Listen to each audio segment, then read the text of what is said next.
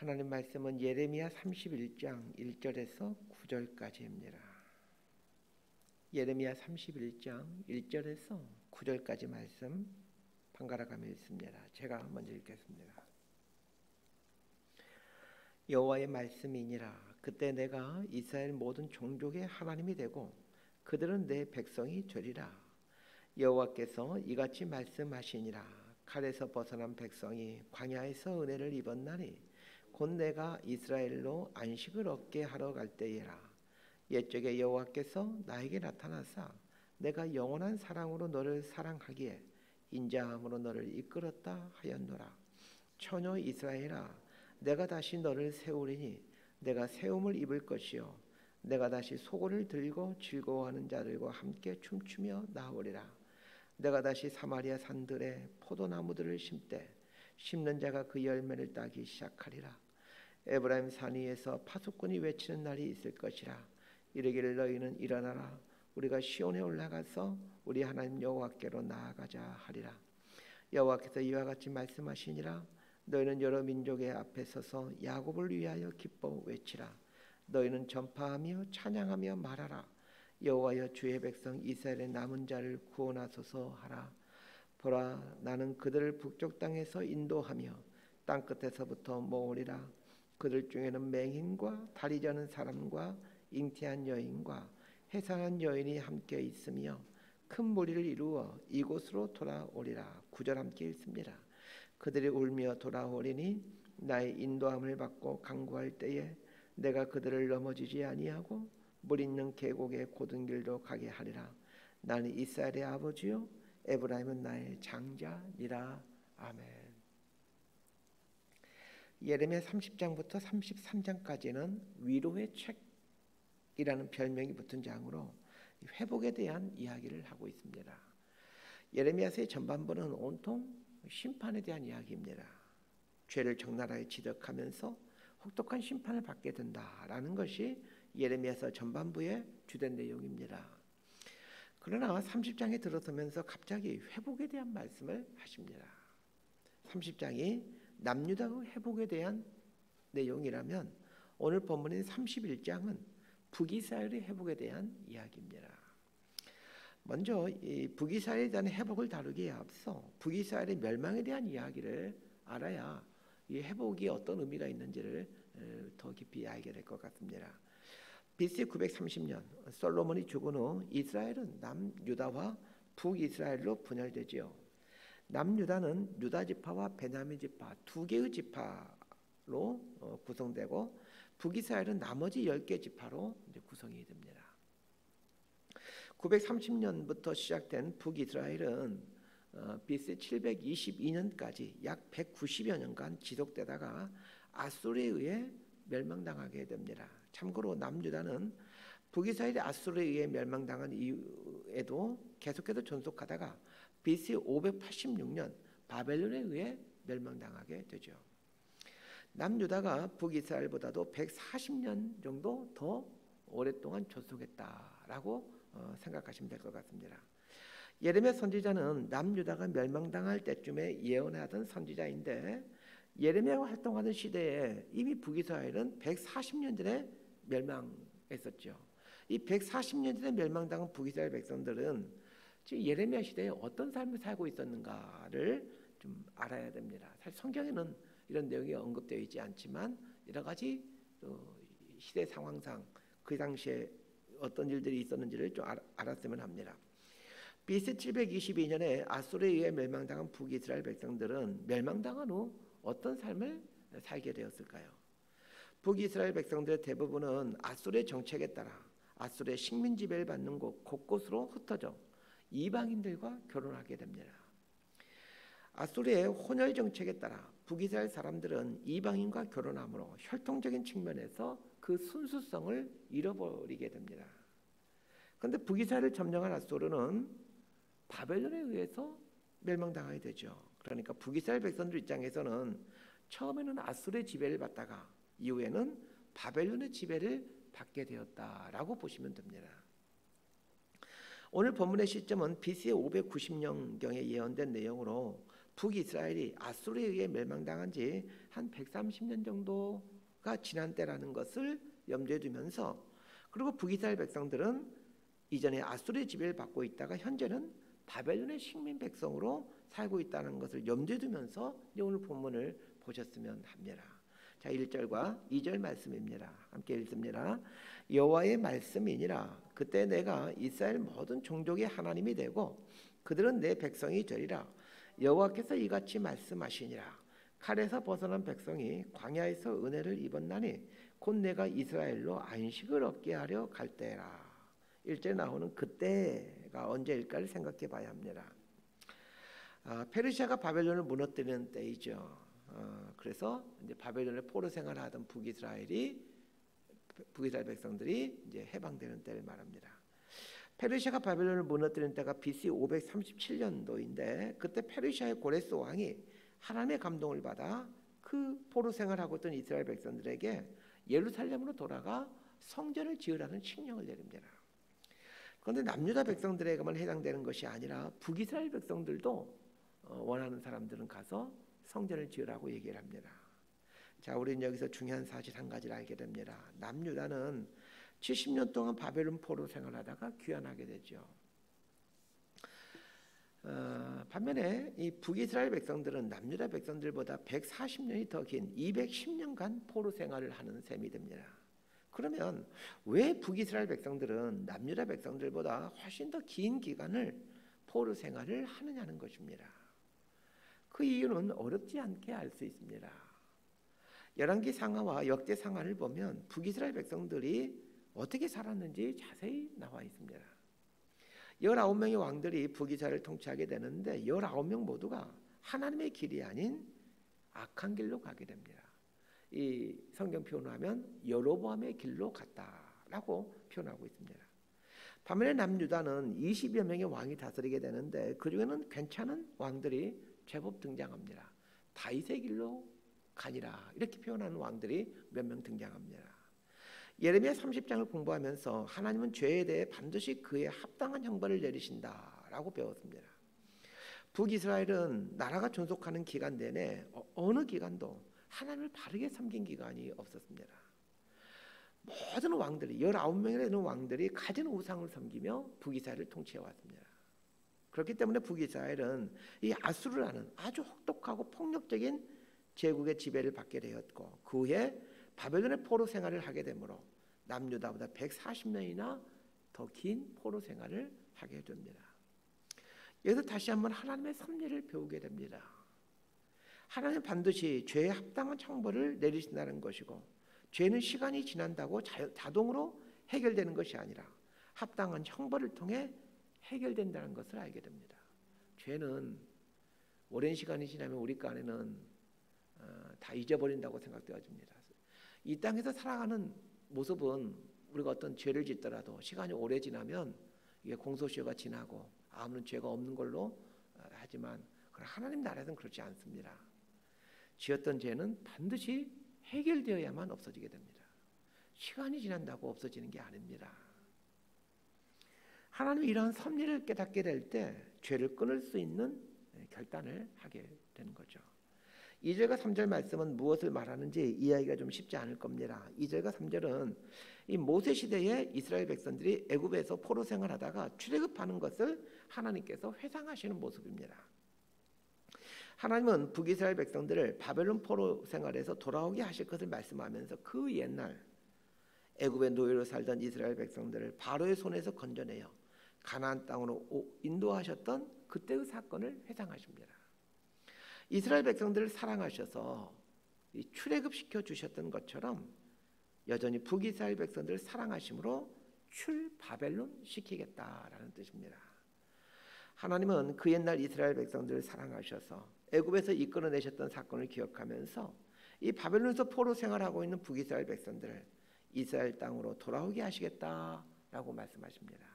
그러면서 하나님은 이스라엘 백성들을 향한 하나님의 사랑을 표현하면서 영원한 사랑이라고 표현하십니다. 3절 하반절을 보십시오. 영원한 사랑으로 너를 사랑하기에 이렇게 말씀하고 있습니다. 북이스라엘 백성들 입장에서 보면 BC 722년에 아수르에게 망하여 이리 찢기고 저리 찢기는 삶을 살다가 바벨론에게 넘겨져서 유리하는 삶을 살았기에 하나님이 마치 북이스라엘을 영원히 버리신 것처럼 생각할 수밖에 없었습니다. 아수르의 지배를 받는 기간이 130여 년, 바벨론의 지배를 받은 기간이 80여 년, 도합 200여 이상을 포로 생활을 했기에 그들 입장에서 보면 하나님이 우리를 버리셨구나 라고 생각할 수밖에 없었습니다. 200년이 어찌 짧은 기간이겠습니까? 200년 동안 식민생활을 하면서 하나님이 우리를 버렸어 이렇게 생각할 수밖에 없지 않았겠습니까? 그러나 하나님은 북이스라엘을 향한 하나님의 사랑을 영원한 사랑이라고 말씀하십니다. 북이스라엘의 죄가 너무나 커 오랜 기간 동안 형벌을 받은 것뿐이지 하나님의 사랑이 사라지거나 얕아진 것이 아닙니다. 하나님 또한 북이스라엘 백성들이 200년이 넘는 기간 동안 비참한 포로 생활을 하는 것을 안타까운 마음으로 지켜보고 계셔야만 했습니다. 마음이야 하루라도 빨리 포로 생활을 중단시키고 싶었겠지만 그러나 이 죄에 대한 충분한 형벌을 받아야만 죄 문제가 해결되기에 하나님은 오랜 기간을 아픈 마음으로 지켜보고 계셨던 것입니다. 그리고는 북이스라엘 백성들이 이 오랜 포로 생활을 하며 자신들이 지난날 지은 죄가 얼마나 큰지를 철저히 깨닫게 되었을 때 포로 생활에서 돌아오도록 하십니다. 자, 4절에서 6절까지 말씀 함께 읽습니다. 시작. 처녀 이스라엘아 내가 다시 너를 세우리니 내가 세움을 입을 것이요 내가 다시 소고를 들고 즐거워하는 자들과 함께 춤추며 나오리라. 내가 다시 사마리아 산들의 포도나무들 심되 심는 자가 그 열매를 따기 시작하리라. 에브라임 산 위에서 파수꾼이 외치는 날이 있을 것이라. 이르기를 너희는 일어나라 우리가 시온에 올라가서 우리 하나님 여호와께로 나아가자 하리라. 4절에 보니까 북이스라엘을 부르면서 처녀 이스라엘아 이렇게 부르고 있습니다. 북이스라엘을 향해 처녀 이스라엘이라고 부르는 이 장면을 묵상해 보십시다. 북이스라엘은 결코 처녀가 아닙니다. 처녀란 순결함을 의미하는 단어입니다. 북이스라엘은 190년이라는 존속기간 동안 내내 우상을 숭배해온 영적인 간음을 지속해온 백성들입니다. 그런데 하나님께서 그들을 향해 처녀 이스라엘아 이렇게 불러주시더라는 겁니다. 이 말은 무슨 말이겠습니까? 이전에 지었던 모든 죄악들을 다 용서하셨다라는 말입니다. 죄에 대한 충분한 형벌을 받았기에 이제 하나님 눈에는 이스라엘이 처녀로 보이는 것입니다. 그러기에 하나님은 북이스라엘과 다시 사랑의 관계로 들어가고자 하십니다. 이 말씀 앞에서 우리를 향한 이 하나님의 기대를 보았으면 합니다. 여전히 우리 모습은 죄로 점철된 모습이지만 하나님으로부터 용서받은 존재이기에 우리를 향해 처녀로 여겨주시는 이 하나님의 사랑을 보았으면 합니다. 그래야 다시 하나님과 깊은 사랑의 관계로 들어갔으면 합니다. 오늘 본문을 보면 하나님께서 북이스라엘을 회복시키신다라는 내용인데 이 북이스라엘이 회복되어가는 모습이 구체적으로 어떤 모습인지 그려지고 있습니다. 하나님에 의해 회복된 북이스라엘의 모습이 어떤 모습인지를 보면서 우리도 이 하나님과의 관계가 회복되게 되면 어떤 모습으로 회복되어 가는지를 배워갔으면 합니다. 첫 번째 모습은 4절에 나옵니다. 4절 하반절에 보면 내가 다시 소고를 들고 즐거워하는 자들과 함께 춤추며 나오리라 이렇게 말하고 있습니다. 하나님과의 관계 회복은 기쁨의 회복으로 나타납니다. 그러니까 하나님과 관계가 회복되면 우리 삶이 기쁨의 잔치가 되는 삶이 된다는 것입니다. 하나님께서 우리에게 이런 기쁨의 잔치를 주시기 위해 하나님과의 관계를 회복하라고 하십니다. 여러분 요즘 기쁨의 삶을 살고 계십니까? 이 두 번째 모습은 평화와 번영입니다. 5절에 잘 나타나 있습니다. 네가 다시 사마리아 산들의 포도나무들 심되 심는 자가 그 열매를 따기 시작하리라 이렇게 말하고 있습니다. 가나안 땅은 원래 포도나무가 잘 자라는 곳입니다. 지금도 이스라엘의 주요 농산물 중에 하나가 이 포도입니다. 북이스라엘 백성들이 이스라엘 땅으로 돌아와 포도나무를 심고 그리고 자신들이 심은 포도나무 열매를 먹게 한다는 말은 이스라엘로 하여금 평화와 번영을 주신다는 말입니다. 내가 심은 대로 거두는 삶을 살게 되는 것, 이게 하나님께 주시는 이 회복의 모습들입니다. 하나님께 주시는 회복이 없을 때는 내가 많이 심지만 거두지를 못할 때, 이럴 때가 회복이 되지 않는 모습이라 할 수 있습니다. 하나님과의 관계가 회복되고 하나님의 친밀한 사랑 안에 살아가는 사람의 모습은 평화와 번영입니다. 우리나라가 하나님을 바르게 섬기며 하나님의 뜻대로 살게 될 때 우리 국민들에게 주어지는 모습이 평화와 번영이었습니다. 교회도 마찬가지입니다. 교회가 하나님 말씀에 순종하여 하나님의 뜻을 이루며 살게 될 때 교회는 평화와 번영을 누려갑니다. 하나님과 관계가 회복되어 갈 때 교회의 분열이 사라지고 다툼이 사라집니다. 그리고 계속해서 성장하고 부흥하는 복을 누립니다. 성도들의 말씀에 순종하고 하나님의 기뻐하는 뜻을 위해 기꺼이 헌신하는 그런 교회들을 잘 보시길 바랍니다. 교회는 평안하고 성장하는 복을 누려갑니다. 그런데 이런 복을 누리려면 어떻게 해야 된다고요? 그 교회를 이루는 성도들이 말씀에 순종하고 하나님의 기뻐하는 뜻을 위해 기꺼이 헌신하는 삶을 살 때입니다. 하나님과의 관계가 회복되면 나타나는 세 번째 모습은 예배의 회복입니다. 자, 7절에서 9절까지 말씀 함께 봅시다. 시작. 여호와께서 이와 같이 말씀하시니라. 너희는 여러 민족의 앞에 서서 야곱을 위하여 기뻐 외치라. 너희는 전파하며 찬양하며 말하라. 여호와여 주의 백성 이스라엘의 남은 자를 구원하소서 하라. 보라 나는 그들을 북쪽 땅에서 인도하며 땅끝에서부터 모으리라. 그들 중에는 맹인과 다리 저는 사람과 잉태하는 여인과 해산한 여인이 함께 있으며 큰 무리를 이루어 이곳으로 돌아오리라. 그들이 울며 돌아오리니 나의 인도함을 받고 간구할 때에 내가 그들을 넘어지지 아니하고 물 있는 계곡의 고든 길로 가게 하리라. 난 이스라엘의 아버지요 에브라임은 나의 장자니라. 7절에서 9절은 이 북이스라엘 백성들이 이스라엘로 돌아와서 하게 된 일을 말해주고 있습니다. 8절 하반절을 보면 맹인과 다리 저는 사람과 잉태한 여인과 해산한 여인이 함께 있으며 큰 무리를 이루어 이곳으로 돌아오리라. 이렇게 말하고 있습니다. 자, 큰 무리가 함께 모여 예배드리는 모습을 보여주고 있습니다. 그런데 예배 참석하는 사람들을 언급하면서 맹인, 다리 저는 사람, 잉태하는 여인, 해산한 여인들을 언급합니다. 맹인, 다리 저는 사람, 잉태한 여인, 해산한 여인은 원래는 예배에 참석할 수 없는 사람들입니다. 모두가 구약 성경에서 부정한 사람들이라고 율법에서 말해주고 있기 때문입니다. 그런데 하나님과의 관계가 회복되면 이 부정한 사람들이라고 평가받던 사람들을 받아들일 수 있게 됩니다. 교회가 진짜로 하나님과의 관계가 회복되면 사람들이 별로 좋아하지 않는 사람들까지 형제자매로 수용할 줄 아는 능력을 갖게 됩니다. 가난한 자, 병든 자, 소외된 자들을 품어갈 수 있는 능력이 생깁니다. 이것이 하나님과의 관계가 회복된 사람과 공동체에 나타나는 모습들입니다. 하나님과의 관계가 회복되지 못한 사람과 회복되지 못한 공동체의 특징은 자꾸 사람을 차별하고 사람을 가린다는 것입니다. 사회적 약자들을 품지를 못합니다.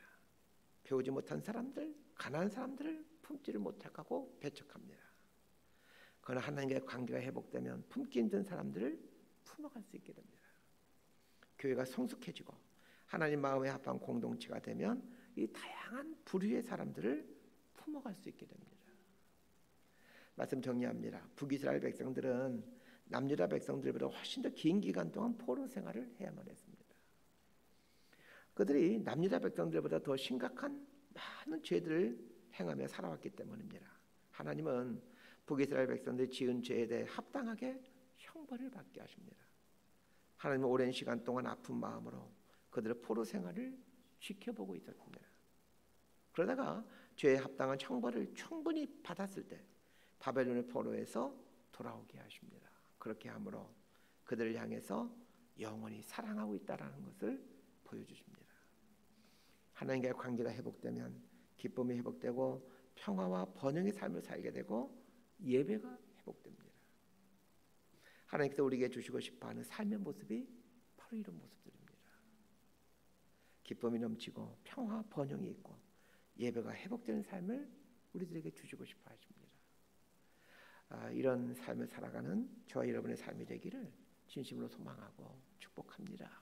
기도하겠습니다. 하나님 아버지, 하나님과의 관계가 회복되어 오고 또 깊어져 갈 수 있기를 원합니다. 그리하여 하나님께서 우리에게 주시고 싶어 하시는 이 기쁨을 회복하게 되고 평화와 번영을 누리며 살게 되고 예배의 감격 속에서 살아가는 복된 인생들 되게 하여 주옵소서.